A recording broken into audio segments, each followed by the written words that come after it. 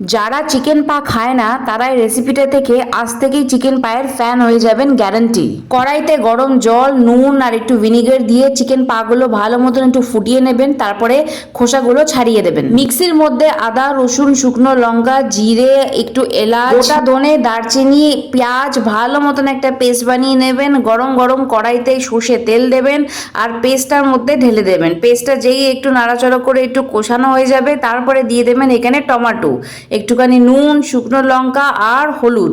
এইবারে কষিয়ে নিয়ে ভালো মতন যখন আপনার মশলাটা কষে যাবে, যেই চিকেন ফিটটা আমরা ভালো মতন ধুয়ে রেখে দিয়েছিলাম, ছাড়িয়ে রেখে দিয়েছিলাম, সেই চিকেন ফিটটা আমরা এখানে ঢেলে দেবো।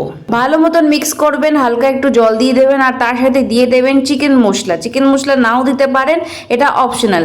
তারপরে একটুখানি ঢাকা দিয়ে ভালো মতন এটাকে একটু ফুটিয়ে নেবেন, তারপরে ধনেপাতা দিয়ে গ্যাসটাকে অফ করে গরম গরম ভাত বা রুটির সঙ্গে সার্ভ করুন। একবার যে খাবে সে জীবনে ভুলবেন না। এটা নিশ্চয়ই ট্রাই করবেন আর লাইক করুন।